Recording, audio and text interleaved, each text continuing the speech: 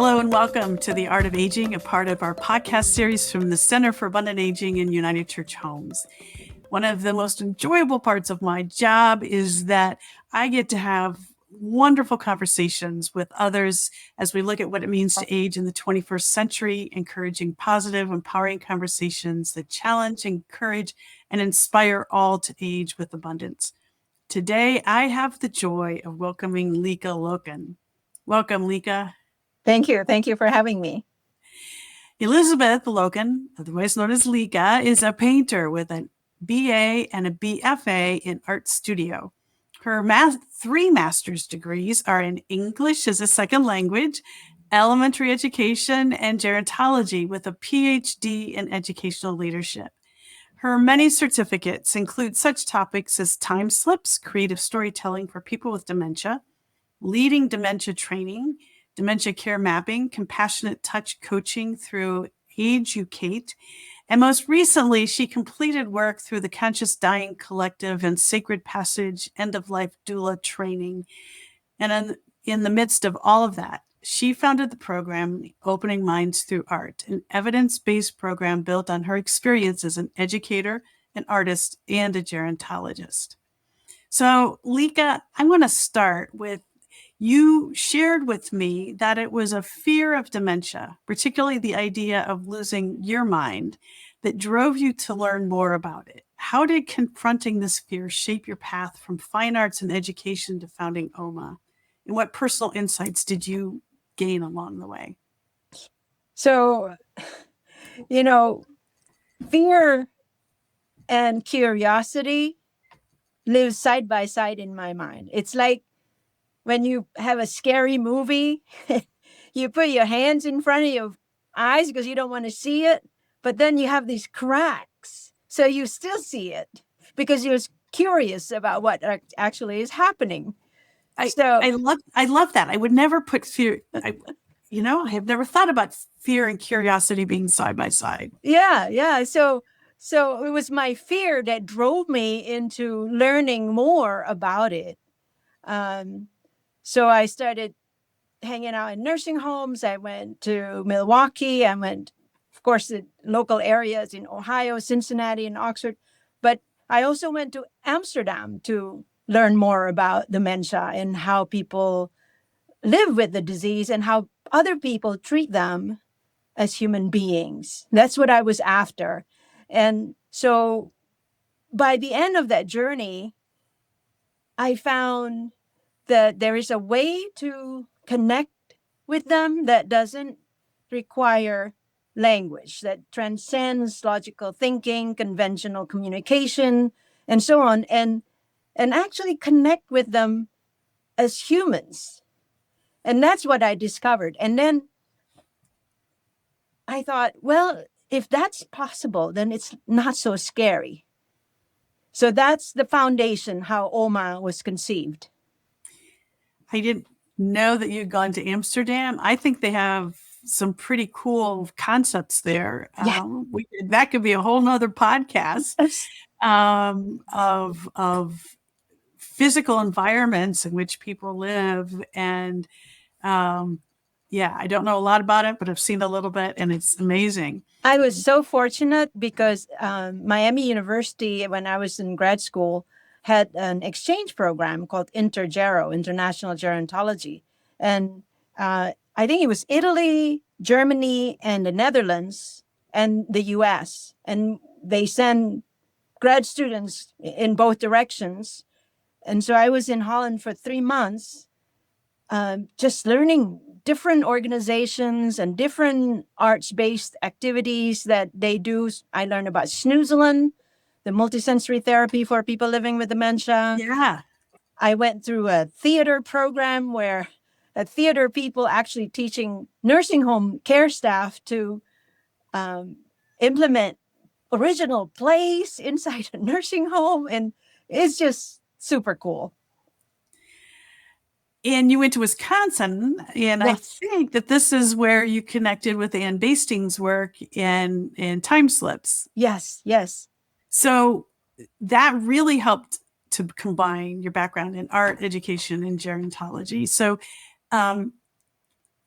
talk about what you learned from time slips and what helped to bring all that together.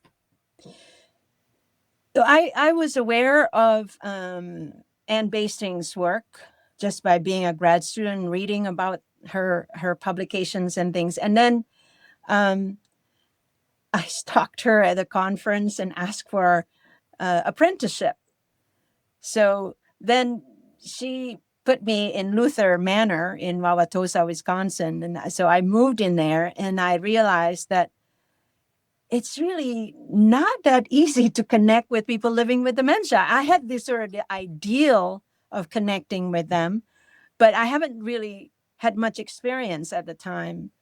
And I found that after like 5-10 minutes, I really ran out of things to engage around. So that's when I started seeing how time slips and storytelling and creative expression opens up possibilities for more in-depth and longer engagement. So that's when I thought, well, I have undergrad in fine art. Maybe I could tap that into creating this program. So time slips and OMA really have the same philosophy, and it's just different art modality. Yeah. And when I was serving a local church, and I would go make visits with folks who are living in memory care neighborhoods, and particularly if I didn't know the individual previously, trying to engage in just plain conversation is extremely difficult.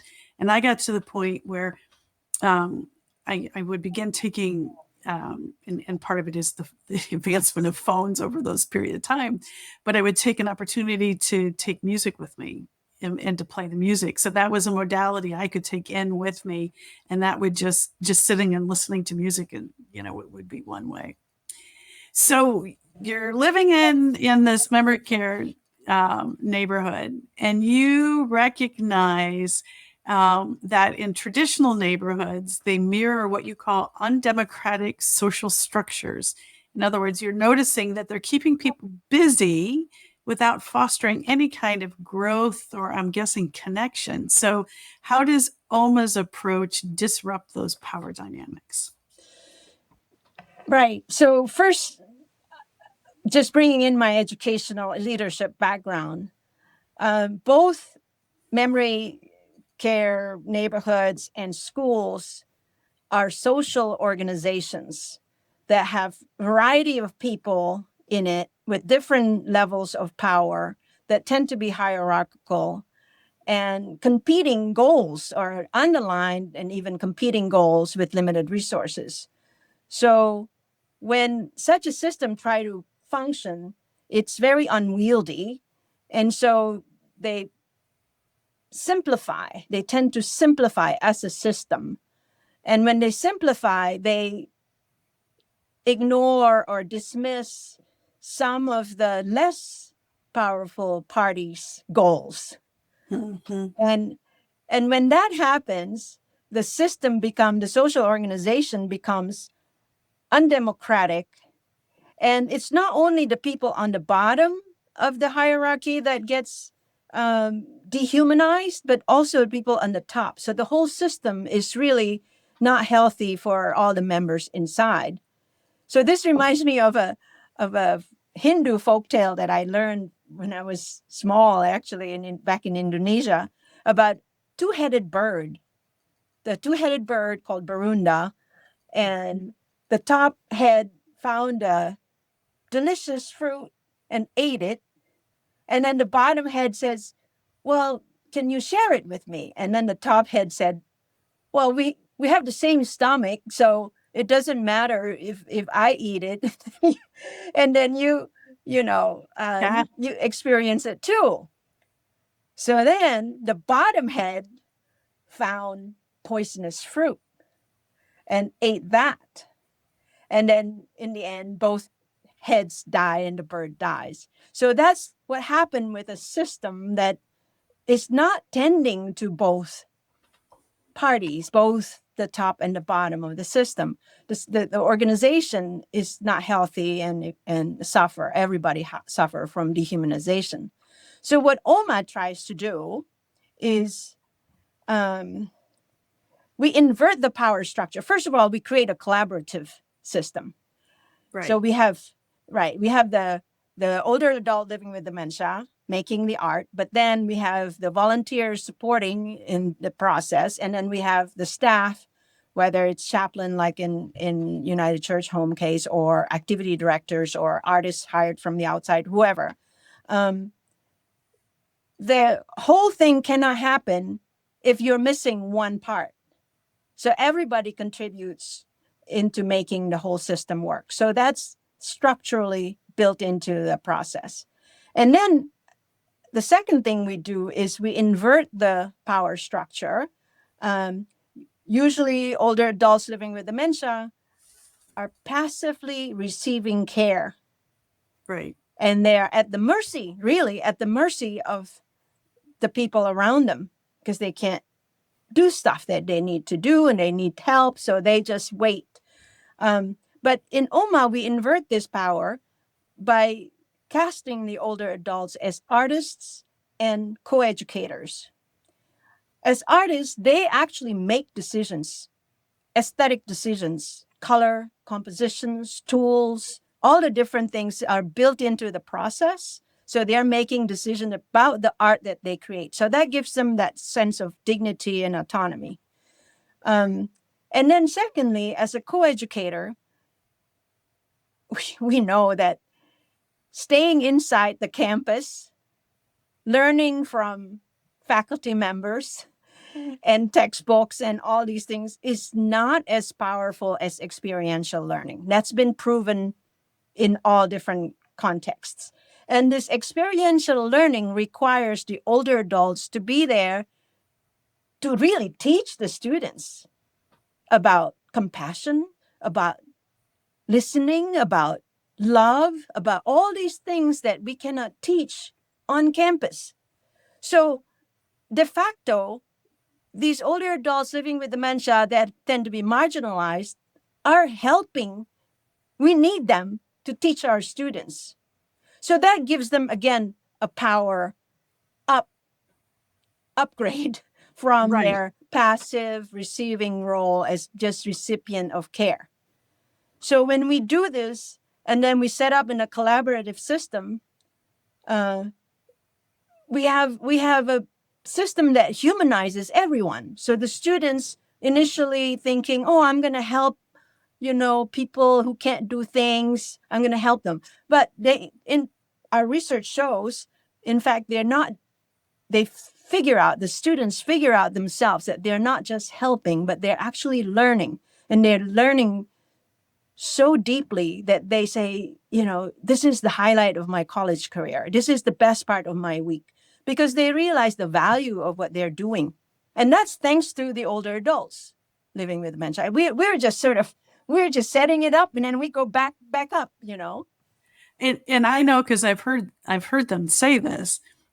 Folks who participated in OMA with you at Scripps School of Gerontology at Miami University of Ohio, who were not gerontology students, Yes, who participated in this, and they say this was the most amazing part of my college education. Yeah. yes, And now OMA is not just in that educational setting, and so I think part of the power is that the older adults still continue to teach, but they're not teaching students of gerontology necessarily, but they are to me, I think they're helping to demonstrate what it means to thrive and to connect, even though they can't particularly remember the way they used to.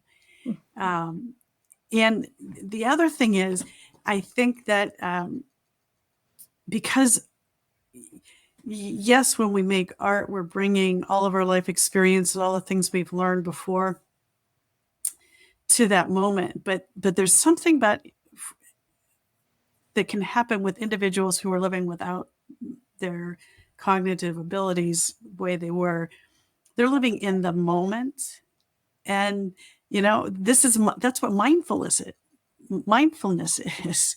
And so I think that's part of the reason why in our system, United Church Homes, why the chaplains all love to be trained and to participate in this, because they see that the connection between the relationships that are being built, between the artistic expression, between the agency, and between the mindfulness of being in that moment.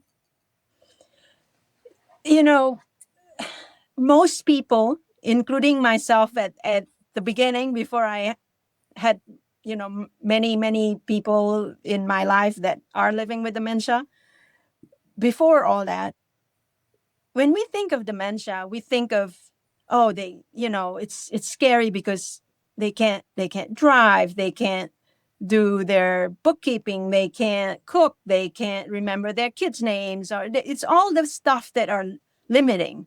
That's what we think about without education, without further education. That's a common thing. But in fact, I don't wish dementia on anyone. Right. It's a challenging disease for sure. But at the same time, dementia can be a liberating force, because, like you said, you can live in the present moment because that's what you have. That's what you can do. Is one, and the other one is all these inhibitions. Oh, I can't do art. It's not me. I can't even draw a straight line, as if art is straight, drawing straight lines. All this I can't part. Sometimes when you have dementia, you transcend that. You don't realize all these socially imposed limitations.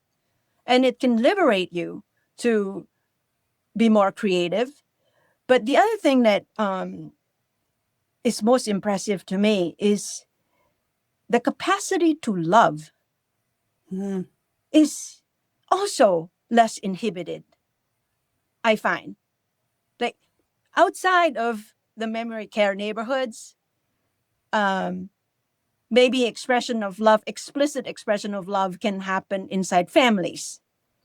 Right. But between strangers, there's that sort of reserved cultural norm that doesn't apply in memory care neighborhoods. They give you kisses and hugs. They tell you I love you after the first meeting. So all of that is opened up by dementia.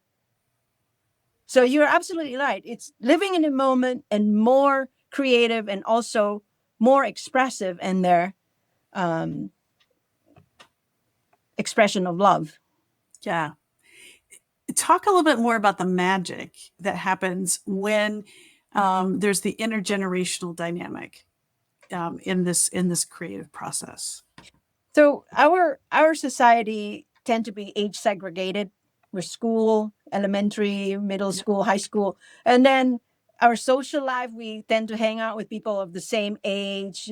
And then retirees, 55 plus communities live in the same with these people the same age. So there is just lack of understanding across generations. And that lack of understanding tend to, not in everyone, but generally when there's lack of understanding, there's also prejudices and stereotypes.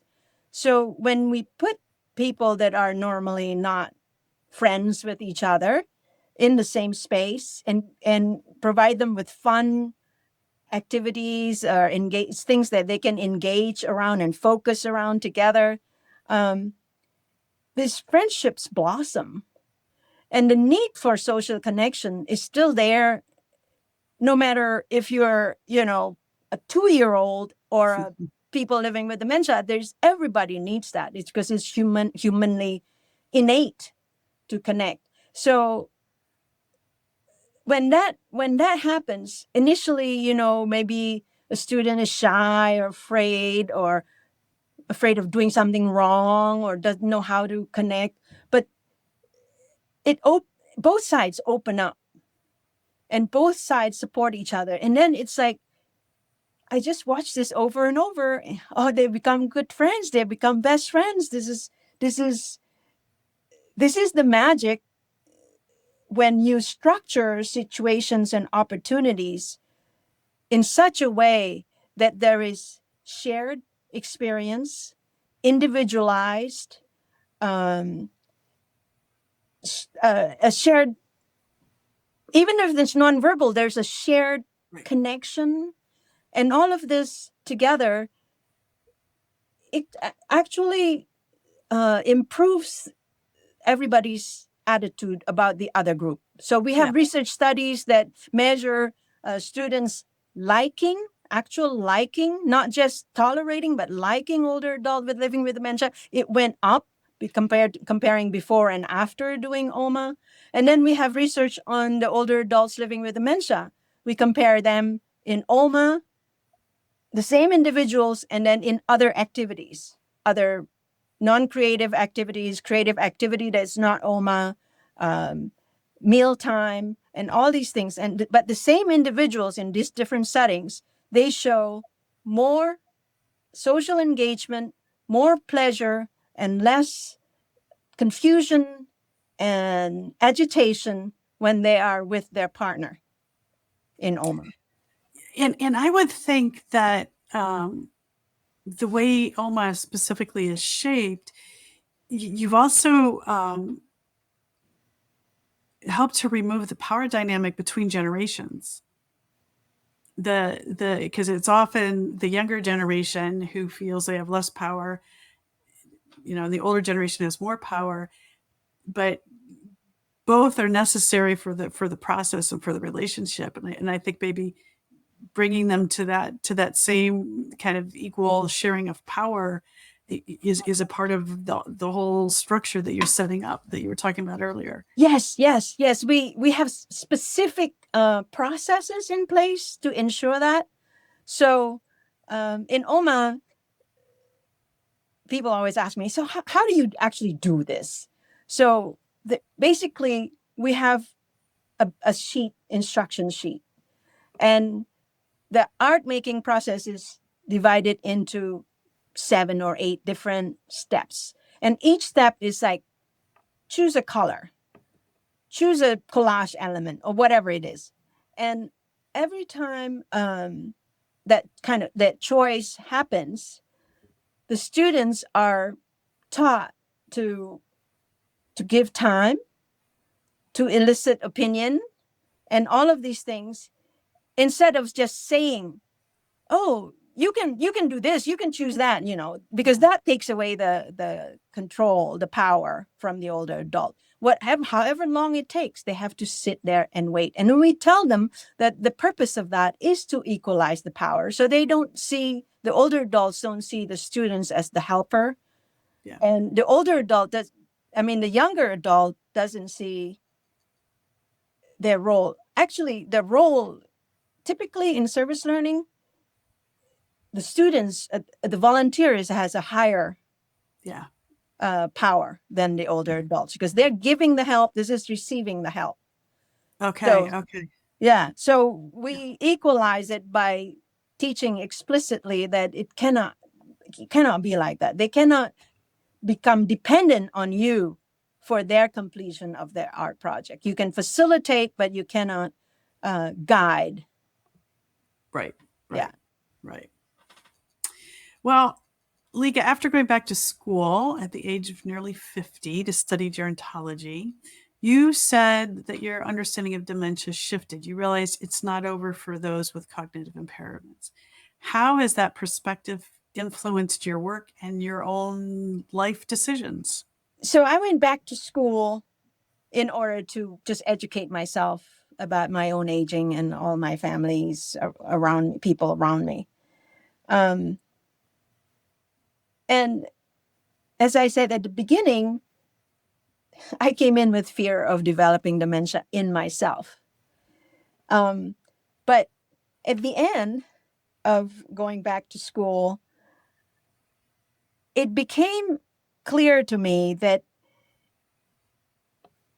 my background in education and art, and now studying gerontology, is really a path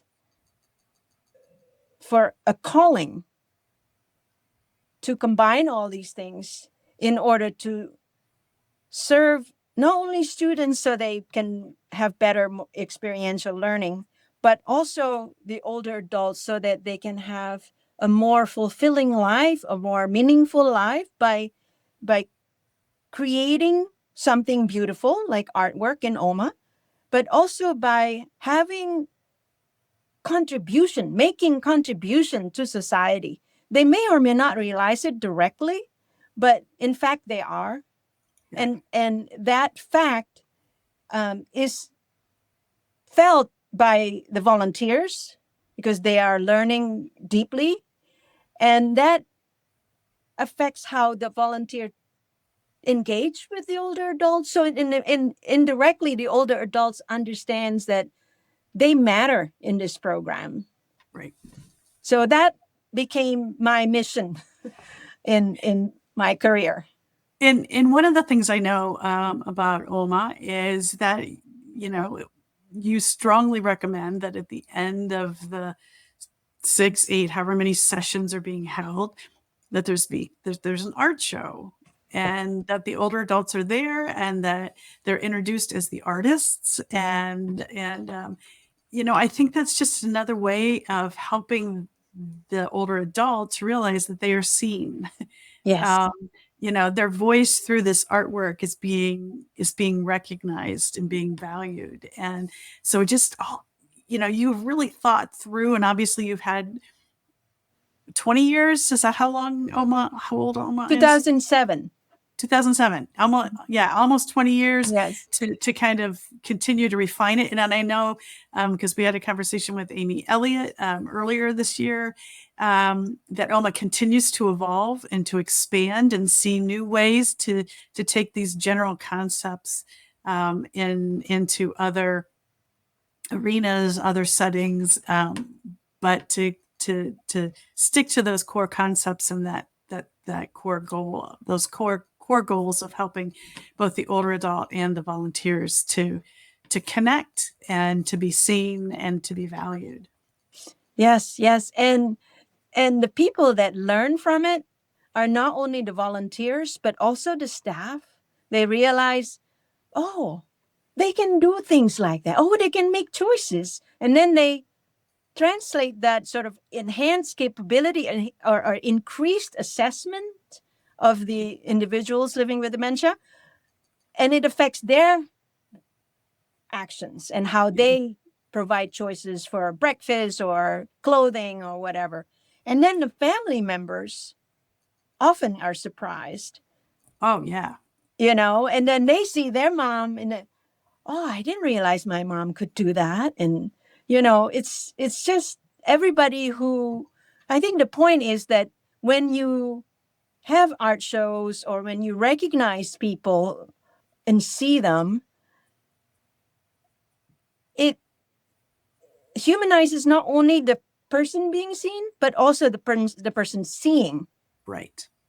So that's the thing that is important, I think. That's why these art shows are important, to invite all families, and both the students' families and the older adults' families, because everybody can be humanized through the process. So we did a pilot project last year, bringing OMA into one of our affordable housing communities. So these are individuals who are not living with cognitive decline. There were not one-on-one volunteers with the group, but there were a couple of volunteers working with a group of residents. And the staff of that community said, well, you can try it, but people in this community, they just don't like to come out for programs, and it's art. People aren't going to come out for art. And there was a steady core group, anywhere from, I think maybe the lightest week maybe was 6 of the residents and up to 12. And the staff was completely surprised. They realized pretty quickly that they needed to arrange the tables kind of in a U section, because as they were working on the projects, there was conversation that was happening between residents that would pass each other in the hall and didn't have conversation previously. they had residents who were scheduling doctor's appointments around the time for these art projects.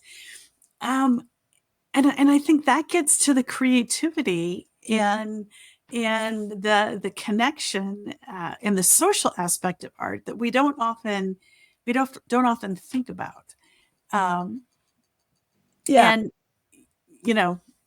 usually, art is I get out my paints at my own house and I do my own painting, but it's really much bigger than that. Yeah. Yeah. So I oftentimes, before I retired giving presentations, I often get the question from the audience. So do you think it's the art or is it social engagement? And we never could answer that question because we didn't have just the art, Oma style, or just the social connection without the art. And I don't see the point of separating these two out, but Right. I think social connection in choir or social connection in poetry writing or whatever, I think that's just important to fuel the creativity. Like brainstorming by yourself is not much fun. Right. But Right. when you have a lot of different people and then suddenly the whole idea becomes richer because of the contribution of everybody. And Yeah.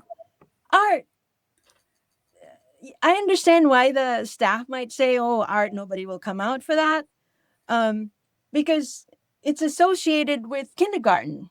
And then people stop doing art but then again, when you look at kindergarten, there's no difference between the ones that are going to become Van Gogh and the ones that say, I can't draw a straight line. They all have the same kind of appetite.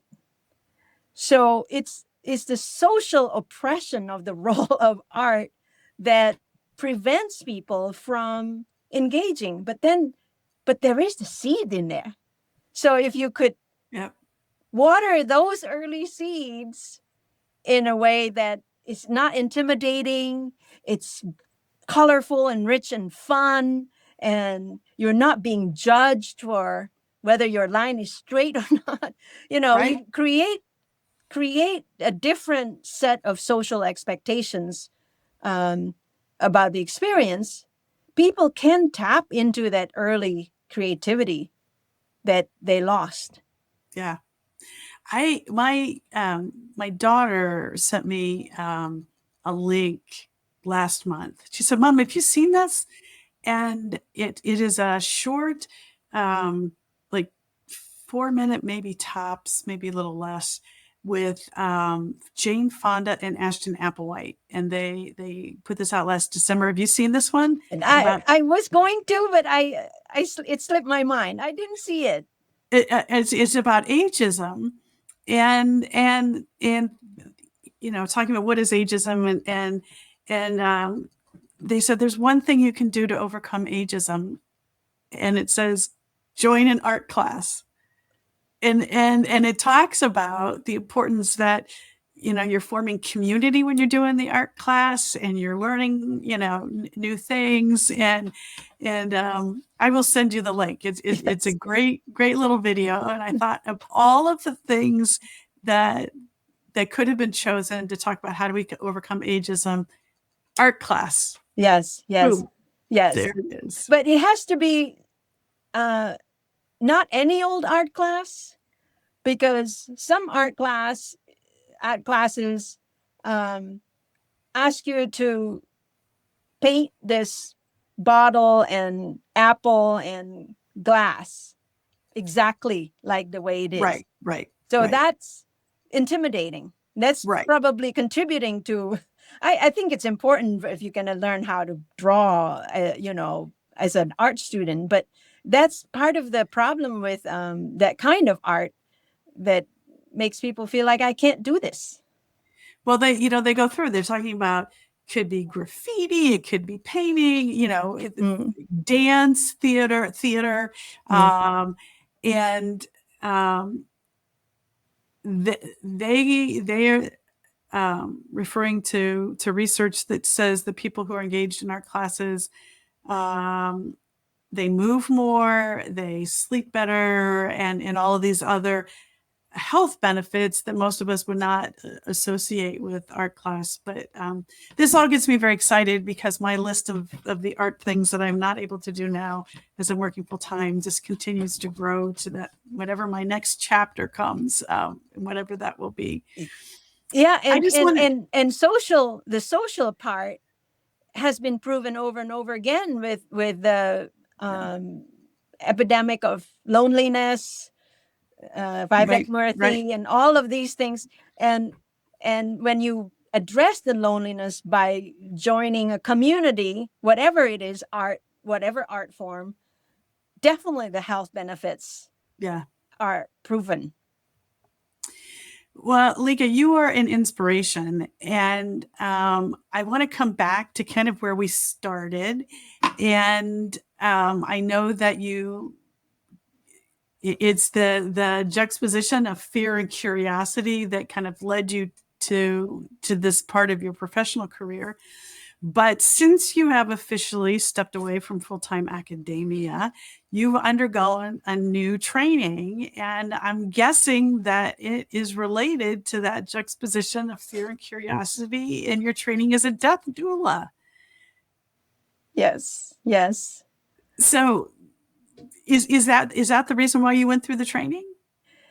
yes, and also because in OMA they have to be able to sit up and hold an implement, whatever it Mhm. is. Right? And then sometimes they can't do it anymore. And so they don't come out. Yeah. And yet we've been painting with them for many, many years. So then I thought, and then the next thing I see is a white rose, which is the symbol people use for somebody who passed away, and then a little name. And I feel like disconnect between when we were painting with them and when they died. So that's when I started doing threshold choir. That's Yes. singing to people in hospice. Kate Munger founded it 25 years ago. So then it became an intergenerational choir. So we sang so we can continue being connected to them as they are dying. But then after that, what? So then I went to a death doula training just to see the full circle, from going to school, elementary education, and then gerontology, and then death, and then, and then I feel like I need to learn that because everybody's going through the same cycle. And our end will all be the same. We may Yeah. not get through the same way, but yeah. Yeah. Yes. Yeah. Yeah. So what's the next intersection of fear and curiosity that for you that's um, I finished my training in death doula training, but I never actually had a client. I just finished it when I finished my work. I started the training, so I'm actually apprehensive about having real clients. yeah, yeah. And so I don't know. That's probably the next area that I would learn how to to work with that feeling in myself. Yeah, yeah. Well, like I said, you are an inspiration, and so grateful for the career that you have been willing to engage with. I am truly in awe of your curiosity and how that has led you to continue your education. And I'm guessing that the death doula training is not the last certification or training that you're going to do, that there's something else that'll be on the horizon that'll trigger your curiosity and say, hey, I want to learn more about that. And I'm in awe of that. As we bring our conversation to a close, there are 3 questions that we ask all of our guests. Are you ready? Yes. Okay. When you think about your own aging, which you have a lot, um, what has changed about you, and what do you like about your older self? Okay. So I thought about this. I think that what changed is that I'm more grateful for being alive and in good health now Mhm. than when I was younger. When I was younger, I thought about living a good, healthy life, but I wasn't sufficiently grateful for it. I just took it for granted, I think. And I think that's one thing that's different that I like about my older self. Yeah, I love it. Next question. What surprises you about what you're doing at your age right now? Um, I thought when I retire that I have free time, I have resources. I would enjoy to travel more, see the world. I've traveled a lot, but no, I can travel even more. And but what surprised me is that I actually like being rooted at home more than going places. So that surprised me. I didn't realize that I would feel that way. And I live in a small town and there's not much going on except the university but I'm happier with less. Ah, nice. So Yes, yes, yes. yes. And last question. Is there someone that you've met or someone who sets an example that inspires you to age abundantly? I've told this story many times about Cora. Cora was an OMA participant. She had advanced dementia. This is back in 2008, and she was nonverbal for as long as people know, as long as I knew anyway. And then um, she was just on the side. She couldn't. She had to be two people has to help her move. She has to be fed. Um, she she does this just all day, um, and I didn't know, but I didn't know anything at the time what the possibilities are, the potential of engagement in arts and all that. So I wanted to try and see if I could work with her. And so at the time it was a very small group, and after I set up the projects, I sat with Cora.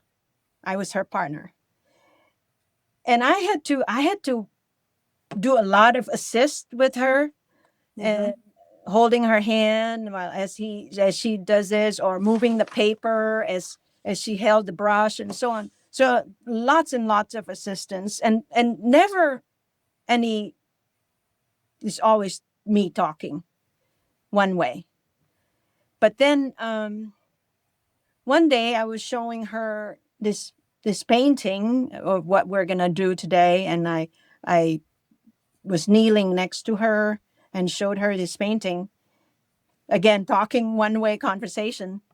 And then I looked up, and then she reached out, touched my head, and said, "Sweetie."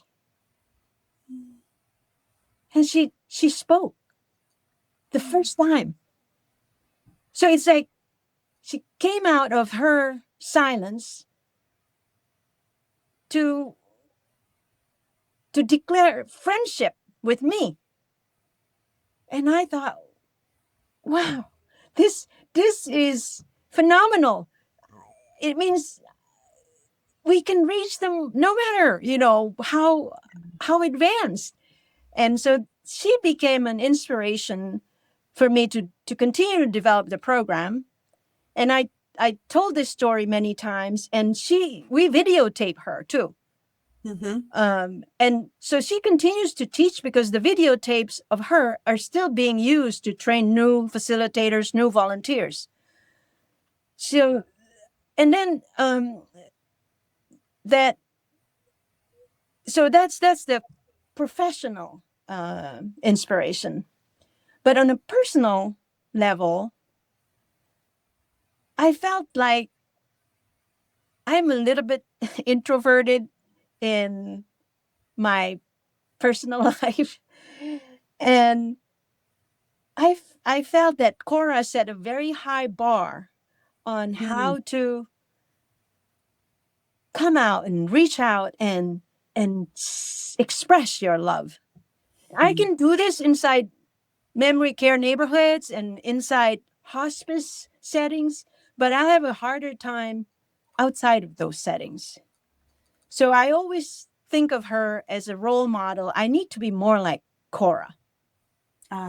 You know, she could do this, and she has so many things limiting her, and yet she could do it.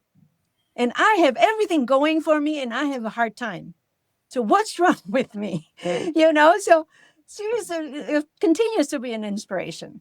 Nothing's wrong with you. You're just, and I'm this way as well. It's just a part of being an introvert, and it takes a little bit of courage in some situations for us to come out of that. Yes, yes. Well, thank you for sharing.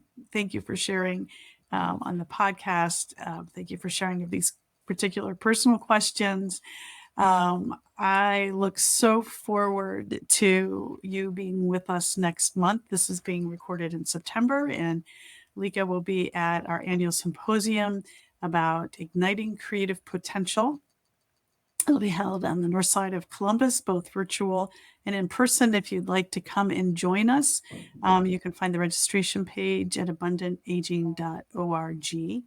And we twisted Lika's virtual arm to come and join us because she is retired, and this may be one of the last. Never say never. You don't ever say you're never going to do anything else professionally. But again, we're just so appreciative that you're coming. Do you want to remind people, if they want to find out more about OMA before then, where they can get that information, and if they want to be in touch with you? Yes, yes. So OMA is at Miami University's Scripps Gerontology Center. So the website is scripsoma.org, and there you can see all the different gallery of artwork and research, and then all the contact information is in that website. So Great. yes. Great. Well, again, thank you, Lika, and thank you to our listeners for your time with this episode of The Art of Aging, part of United Church Home's Abundant Aging series. Thank you. Thank you. And I look forward to next month. Yeah. If you're catching this conversation after October 31st, 2025, you can visit our website, again, abundantaging.org, to explore this topic and more. In the meantime, may you look around you and identify a person who is aging ahead of you, who influences your understanding of how you can age abundantly by their aging example. Until next time, stay connected.